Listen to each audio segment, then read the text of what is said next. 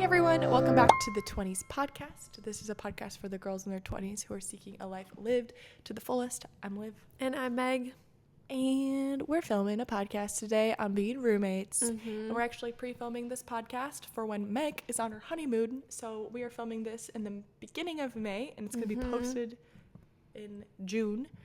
But we thought no better thing to talk about on our little pre-film than being roommates, because we officially have less than 1 month left, and we have been roommates for 4 years. 4 years, which is such a long time. It's a really long time. That's actually insane. Like, so much life has happened in 4 years. It's honestly been more like 5. I'm gonna cry. That's okay. Because during COVID, I was basically a nomad and just like moved in. I'm gonna literally start crying. This is embarrassing. It's valid. It is. It's valid. It's sad. It's bittersweet.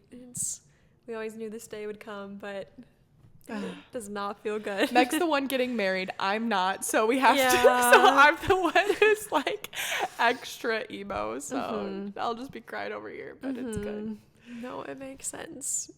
It makes sense. So today we just wanted to talk about some of the things we've learned since being roommates, share some funny stories. We've navigated through a lot of life and growth together. When we started living together, we were only 20, 21. We were babies. We were little babies and had a lot to learn about how to be a good roommate. And so being a roommate is one of the inevitable things for most people in their 20s.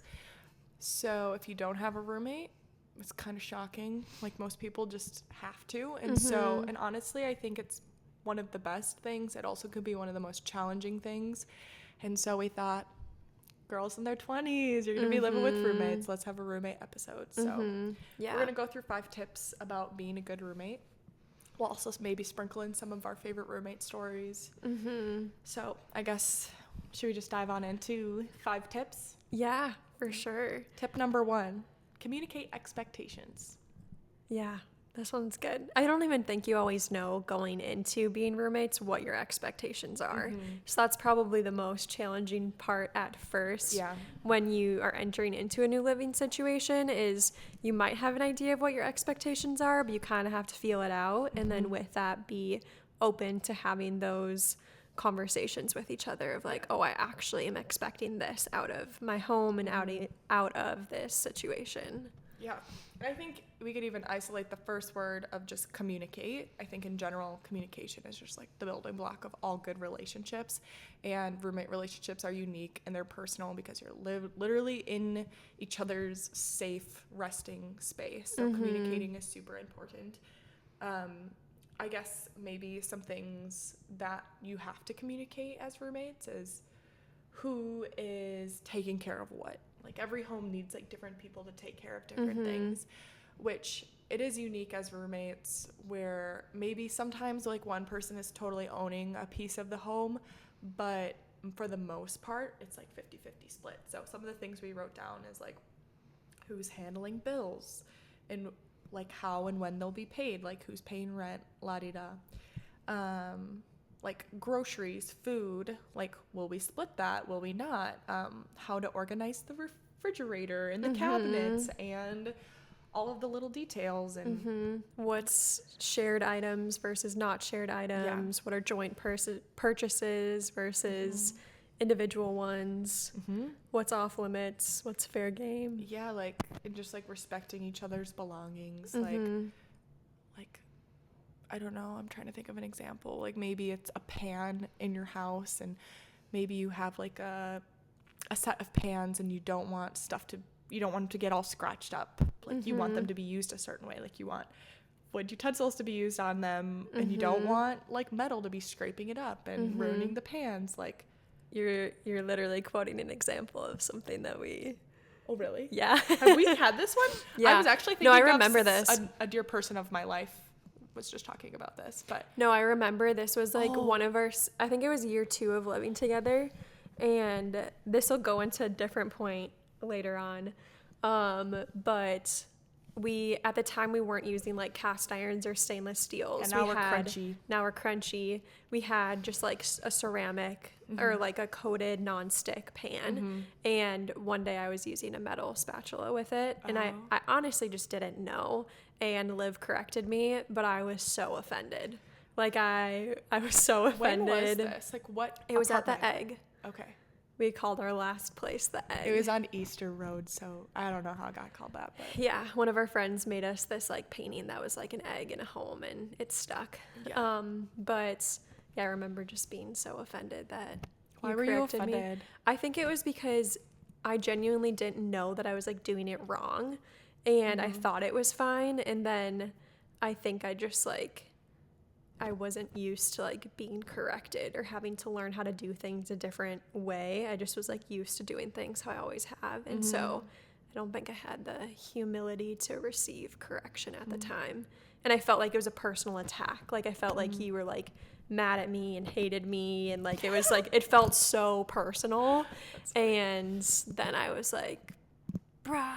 I think this is a good point though about being roommates. I think there's something about like being in your home where it kind of puts like a mirror on you really quickly of different patterns and habits that you have. And the reality is if you have like unhealthy habits, or maybe like that example that we're talking about isn't the best example for it, but I think you like quickly realize like, oh, I'm selfish, or I'm dirty, or I'm lazy, like very quickly when you're living with other people who have different ways of living.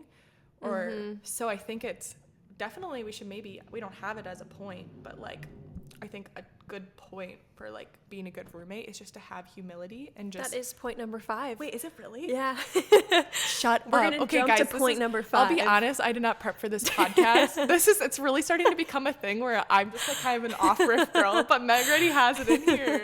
Yeah, we'll jump to point number 5 because it flows very well, where it is having humility Wow, that's and hilarious. being willing to be corrected.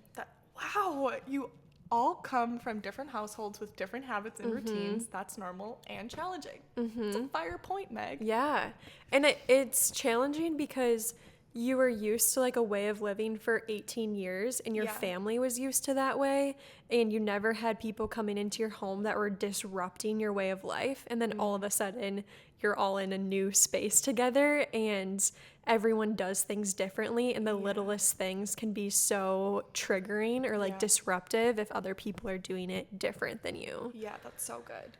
Dang, that's so good.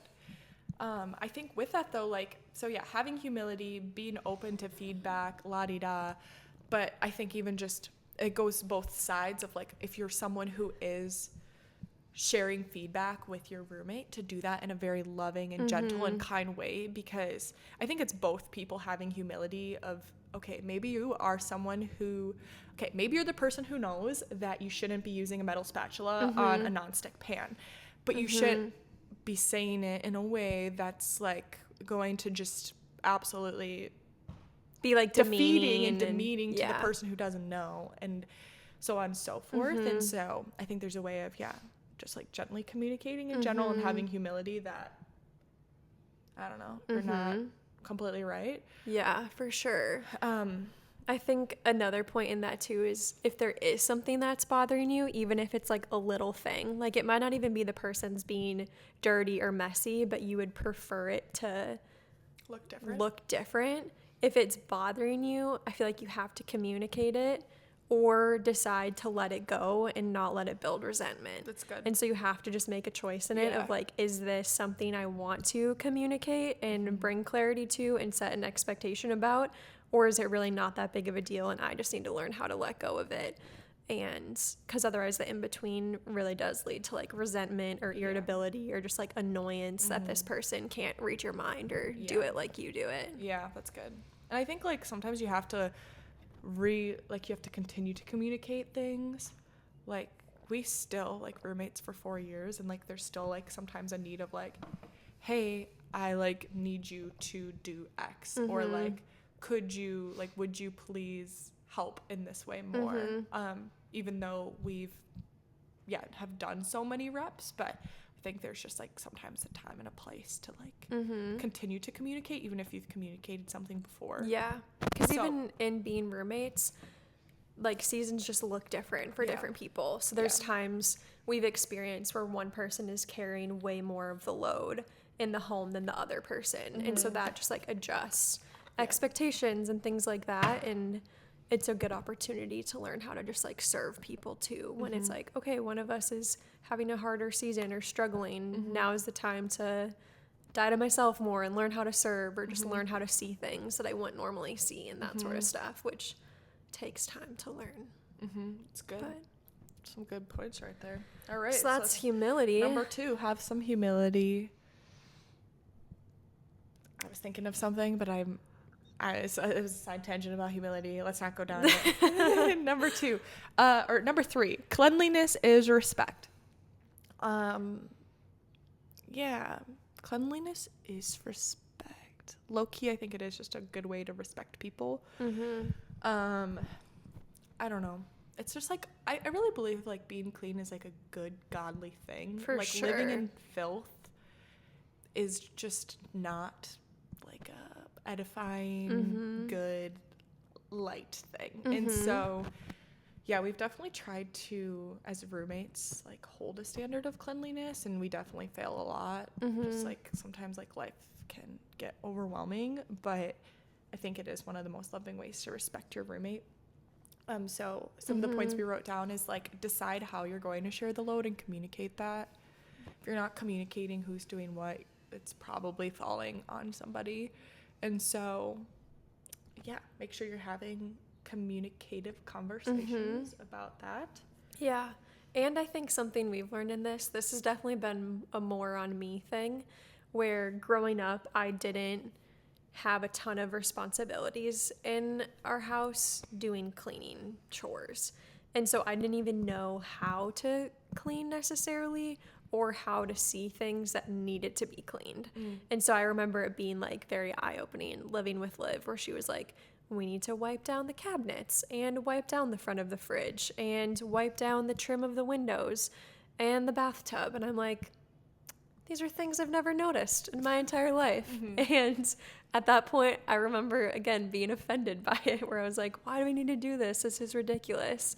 But it was such a good lessons to learn of like, oh, this is actually really beneficial to our home. And it like stewards what we have in this home well, even if we're just renting. Like we're able to take care of the cabinets better and the windows and the fridge and everything, so that it is not, I don't know, hurtful to the next people or our landlords. And just there's something about like, I mean, this is also just super biblical, just stewarding what you have well. I think about that a lot when it comes to renting, where, you know, sometimes it is like, oh, I don't even own this place. But I do believe that the Lord like blesses us for our stewardship of things in our homes. And like, if you're able to steward a little, like then like oftentimes like he will bless you with more. And so I definitely feel like it is just super important, especially if you're someone who desires to own a home or to have a bigger space, or even just maybe it's like, I want a family someday. Well, you have to build the skill set of taking care of a little, so that you actually are able to take care of more. Otherwise you will probably freak out and crumble, be so overwhelmed. And so it's important to just even like reframe your perspective of like, me taking care of this is prepping me for what I desire and for more. And so I think that's helped me a lot, and sometimes can put some good motivation behind why I do what I do, why I care about home, why I want it to be beautiful, why I want it to be welcoming, all the things. So sometimes we need perspective over the little tasks. Otherwise we can just get lost, like, oh, this is just a task that has to be done. And it's like, there's more to this, and God is glorified through me cleaning with like a joyful heart, and so on and so forth. So no, that's really good. Okay, next, number 4. This one's funny. Okay, so we're just gonna give you an app. Number 4 is just basically like, tip. Here's a piece of advice. There's an app called Splitwise, and Splitwise is an app where you put all your expenses into it, and it basically says like, okay, this person owes this person this much money, this person owes this person this much money. Here's the backstory. So Meg and I are a unique roommate duo, and I think that our situation is not probably as common as most people, but we actually share all of our groceries and everything low-key. And so we just buy our grocery bill together, we split it in half, we eat every meal together, and it's super nice because we basically get partnership when it comes to eating and cooking, and it kind of divides the load. It's really great. Even for roommates, though, that don't do that, I would say it's super beneficial where if you're the one that's buying the cleaning supplies or the toilet paper, even just the little things, it's an easy way to just still Have track it and have accountability in it. Because that can be such an area of resentment in roommates when it comes to money. Yeah, and it's something that'd be good to like establish off the bat of like, hey, we're gonna use the app Splitwise for these items, like for shared items like toilet paper, paper towel, soap, and like whoever buys it is going to insert it into the app. This is the communicated expectation from day one. That's very loving. But Meg and I, it just goes deeper, and so we just share everything, and so yeah, so fun fact, we used to not use Splitwise, and we used to just pay for stuff, and then we would say, okay, every month we're going to go back through our bank statements, we're going to total it all up, and we're going to see who owes who what, which is all great in theory, but it was a task that we both dreaded so much. Like, we hated going and doing that. And so there is one point where we let 9 months go of expenses. And trying to like balance how much money you've spent in 9 months is not the easiest of tasks. And like sometimes you pay for things with cash, and sometimes like I know for me, I'll like have a bunch of money on my Venmo card, and then I'll just like use my Venmo card. Like you have multiple bank accounts, so on and so forth. And next thing you know, 9 months pass and we never squared up. And I like probably do more of like the grocery shopping, just like in general. And so I naturally had more that I paid for versus Meg. And then like it came down to it like 9 months later, and you owed me like a silly amount of money. It was like $600 or something. Yeah. Around and there. It was like one of those things where genuinely we were like, whatever, we know that this is not the accurate price. like it wasn't like it was like, oh, this is for sure. Yeah. $600. It was kind of like, we messed up. We shouldn't have done this. $600, pray it's right. And oh god, but it was just spooky which is spooky. And like in full transparency, it's not like I have like $600 to, especially at this point, like I didn't have like $600 to spare. It wasn't like I was like, oh yeah, that's nothing for a girl like me. Like, and it was something that I also wasn't like planning for in how I was budgeting. So I was like, oh, that's $600 I did not have budgeted for this. And so it was a doozy, but it quickly made us get our figure out a better way. But Splitwise is great, especially if you're going on like vacations with like friends or family and you're needing to split up expenses. Even that, it's like a really good app to and have. you can have multiple people in it as well. So it's not just 2 people. I don't know how many people it goes up to, but you can just throw everyone in there and then it's kind of divvy it out. So kind of great, but and the math. The girlies will probably understand this. The math of splitting things makes no sense. Okay. Where it's like, if I spend $10 and Liv spends $20, how much money do I owe Liv? Okay, guys, I know, that example makes it sound easy, but we would sit there with like a piece of paper and we'd have all of our expenses, and we'd have to like, this is so embarrassing. Do you remember drawing out a diagram? We had to like draw. This was before ChatGPT. Yeah, we were like drawing out pictures to try to visualize the math that we were doing, because it was. We were drawing like 10 apples, 20 apples. And it was like, do I owe Liv $10 or do I owe her $5? And it was like, and then every time we would say it, would be like, that's not right. And I'm actually pretty sure that we, at one point, did it wrong. I actually think we may have done it wrong like twice. Like, honestly, I just Probably. believe that like in the grand scheme of life, it's just doesn't matter. It just. Anyway, so I guess the piece of advice: respect each other's finances, communicate, stay on top of it, communicate. That's that. Yep. All right. And our last piece of advice is figure out how to connect well with your roommate. I feel like for this one, my thought process in it was, when you're roommates with people, you're living in a space, and for everybody that space is home. And I think all of us deep down desire home to be peaceful and safe and restful. And an aspect of that isn't just like cleanliness and what the space looks like, but it's about the connections inside of the space. And if you're living with people that you don't connect with at all, or it's like a harder relationship, it can feel very like anxiety provoking, or like you're just like tiptoeing around your home, or you don't really want to be there.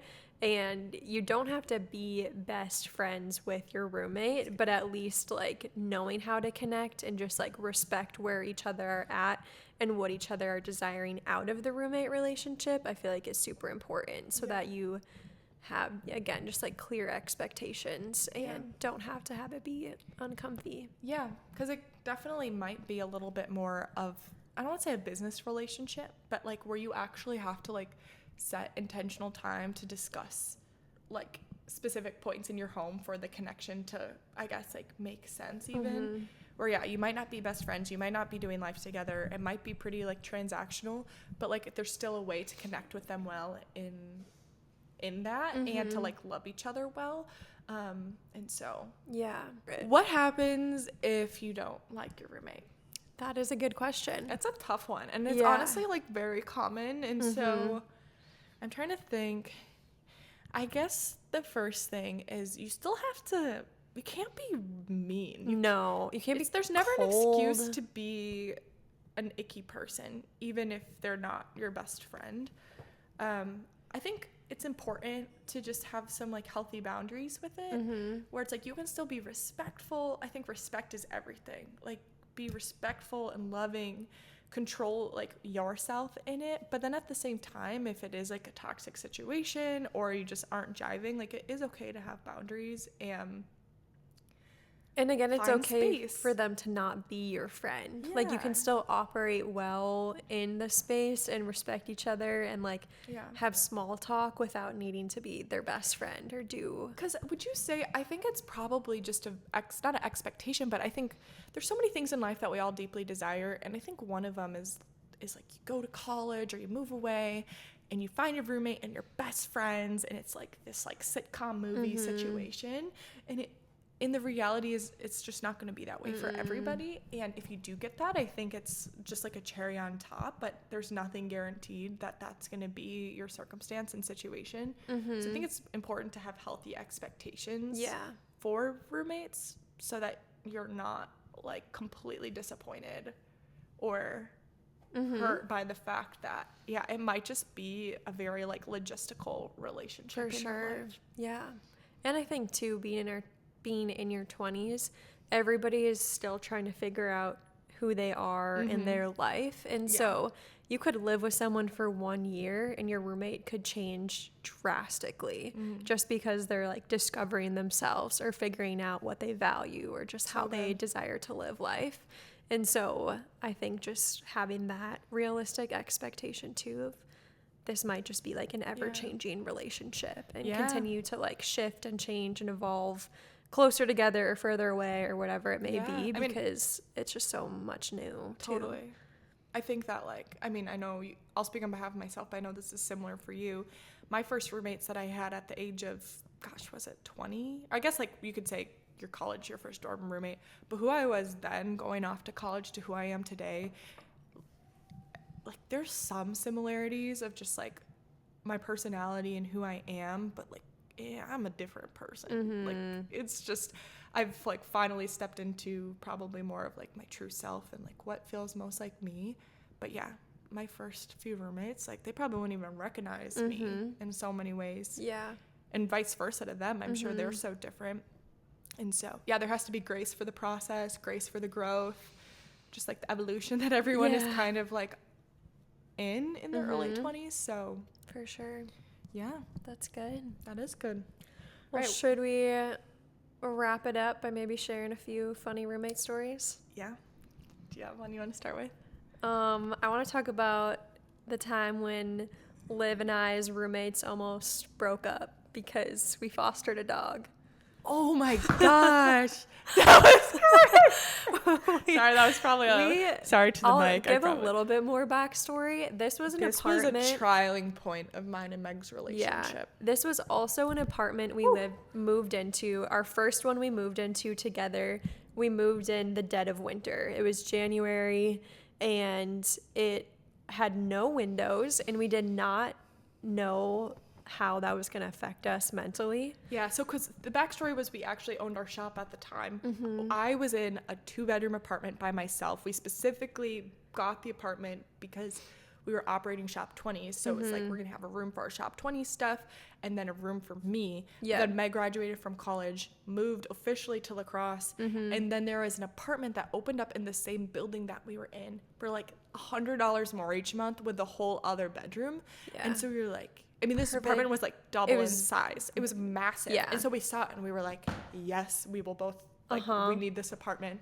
We moved, but the thing we didn't really realize when we like accepted the like, yes, we're going to move into this apartment is that it didn't have Windows. windows. It had one window, but it was barely a window. Yeah. Like there was no natural light Yeah. that came in through it. It was just enough for us to like jump out in case there's a fire. And so I think it was like February rolled around. We definitely were in the thick of depression and did not like Seasonal realize depression. it. And it was just worse because of the no window situation. And we were definitely very like, it was like dog fever. Like we wanted a dog. And it was like, oh, we're like We were just itching for some dopamine. itching for something. We wanted to feel anything at this point. And so we're like, let's hop on this like fostering a dog site because our apartment allowed dogs, and we're like, this is going to be awesome. We're going to be have the a dog. solution to all of our problems. And we didn't even, it was so fast. It was within like a few days. 2 days, yeah. A dog popped up and we're like, we'll take it. Well, what happened was there was this super cute dog named Snowball. Snowball. This was also like 3 years ago, so the fact that I remember this dog's name, Snowball, it was so cute. It was like this fluffy dog that looked so perfect. We were like, we will foster Snowball. Like, we want Snowball. And then they were like, you're getting Snowball. And we're like, yay, we're going to foster this dog. And then last minute, like the day of, a few hours before, they were like, actually Snowball is gone. Not like he was like missing or anything. Don't know what happened to Snowball, but Snowball was no longer our foster dog. They were like, do you want to take Bear. Oh, Bear. He is a 2-year-old German Shepherd. bruh. And we were like, yeah, sure, we'll take Bear.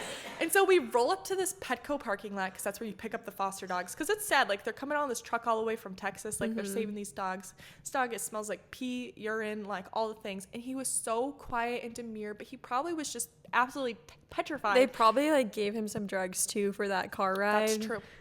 And so we bring him home, and there's like a dog washing sink in our apartment. So we're washing him up, and we're like, he's perfect. He's so sweet. We love Bear.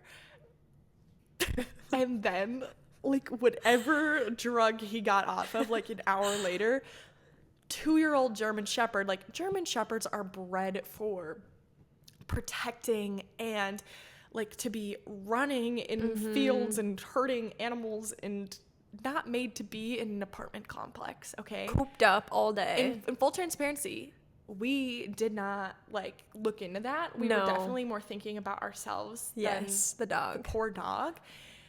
And this dog was not trained. It was full grown, and it was like it was like a wild animal. Like we would look at it and we're like, is it was this a wolf. Like, this looks like a wolf. It has this like demonicness in its eyes. Like, I was like, is this thing like does Satan, some friend of Satan, live inside of it?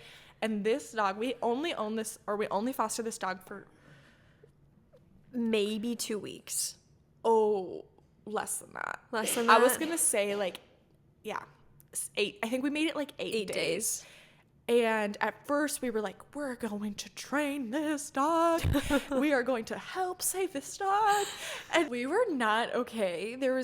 It was actually awful. The dog would like attack us. It would bite us. Like actually bite. It like would like ripped everything apart. It like ripped our couch apart. It ripped everything apart. We like would play with it as much as we could, but the hard part was it was in like one of the like Wisconsin weeks where like the wind chill is so low, like it's dangerous to be outside.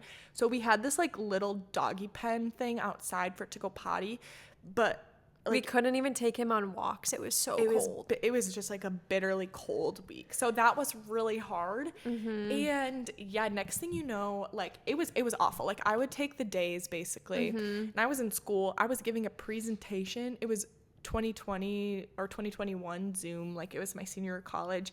So I was like giving a presentation, and the freaking dog comes and it attacks me. And we also didn't have a kennel for it, and they didn't want us to give him a kennel. Like that was like kind of part of it, because he was a kenneled dog and he was like traumatized. So we didn't have a place to put him, and if we were to put him in a room, he would just like destroy the door, destroy the room. And so he like attacked me during my Zoom presentation. I had to like turn off my screen, and like it was just like this awful situation. And then at night he would literally just I would take night shift, and it literally was like torment. I had to take everything off my bed. I slept with no pillows, no sheets, no blankets for that whole time, because he would just rip it apart. And he would like sleep every once in a while, but when he was awake, he just like went absolutely berserk. And so it was really brutal. And then I did a terrible roommate thing. This was low, but this was not loving of me. My friend had planned this was around Valentine's Day, and had planned like a Galentine's Day event. And I was like, bye Liv, I'm going to Minneapolis for 3 days. That's when I actually passed away. Yeah. That was the day I died while still living. Because like then I was doing day shift and night shift. And I literally just like was being tormented by this dog. Like it was like a low. It was really bad. So there was that. Yeah. We ended up reaching out to the foster people. We were like, and the other thing is he's a barker, because he's a German Shepherd. But we were in an apartment. And he hated when we left. Like it was this love-hate relationship where he was getting like protective over us. Yes. But yeah. And so then when our friends would come over to help, he would also be crazy. The whole thing was really sad. So we had to call them and be like, hey, we do not think that the dog is thriving in our apartment under our care. Like he needs space. Yeah. Yeah, that was tough. It was quite the roommate experience. Yeah. But we survived. Kind of a spike in my cortisol this morning. That's fair. But yeah, now Meg and I are like in anti-dog mode at the moment, where we're like completely anti-dog. We're like, dogs are great, but that I think you live an experience like that and it changes you. Changes your DNA or whatever it is. Yeah. Yeah, I feel like we were able to just like do so much. Why do I actually think I'm gonna cry now all of a sudden again? We just had such a special, oh my gosh, I'm gonna cry. We had like such a special roommate. Oh, I'm gonna cry too. Like, I'm like ugly crying. Like, well, first off, something that just brought us together as roommates was the fact that we had Shop 20s, which it was just, oh my gosh, I'm like actually embarrassed. I probably look so bad right now. You're not an ugly crier though. Oh my gosh. Was just like the fact that we had Shop 20s was like honestly why we became roommates, and we just got to operate that business from our apartment. And I feel like I just have so many memories of just being so, I don't know, that's just like such a special thing to build something together and operate it from your home, and like so many just like beautiful seasons of like growth and transition and change like during that time specifically. I think I'll just like forever look back at that season of life and be like, that was like one of the best ever. It really was. It was so sweet and so special. Yeah. And it was like I remember when we were in that season, I think we like knew how special it was. And I feel like we really just like embraced it so hard, and we were just like, we are living life to the fullest in this, and had so much fun with it. And I remember being like, we're gonna get to tell our kids about this one day, and just have this be like a season of life we always go back to. And it just was like such a pivotal season of life for us, and where we are today. And so that was if it wasn't for Shop 20s, like I don't know if our story would have ended up being you moving to La Crosse and like us becoming roommates, although we were best friends forever. Like I just don't know if it would have shaped out that way. Probably not. And so even that in itself is just like so humbling and so sweet. And so I really feel like we did a lot of things that really felt like we were just like trying to like live to the fullest. Mm-hmm. I'm gonna cry again. And like we'd made so many just sweet traditions together and embraced like being roommates in general. And so one of my favorites too was just like going every year and getting our Christmas tree together, which is something we'll have to figure out what that looks like. I'm still Each year we go get our Christmas tree, and it was just Meg and I, and we'd pick out our tree and we'd take little videos where we talk to our future kids and just give life updates and stuff. And it was always just like something we always like looked forward to each year, was going just the two of us. And it was so fun. Like Meg, when I think it was 2 years ago, Meg, we always kind of squat with our tree. Like once we get it, you kind of like do a little squat. I don't know. And lift it up. Yeah. And next thing you know, Meg like absolutely ripped her pants, like literally entire butt cheek from like out. the top of her back to the absolute like my knee. like the whole pant ripped off. And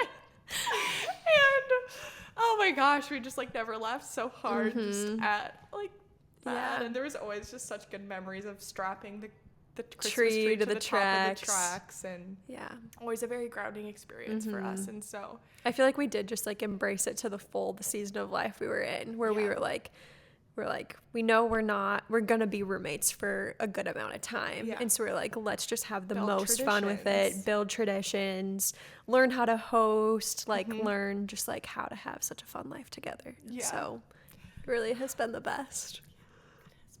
Oh, I'm gonna cry now. Anyways, that's on being roommates. I think we gotta wrap it up. I really hope you guys all find really great roommates and you make special memories together. Don't cry because it's over. Wait, don't cry because it's over. Smile because it happened. Is that the quote? Anyways, I think we can cry and smile.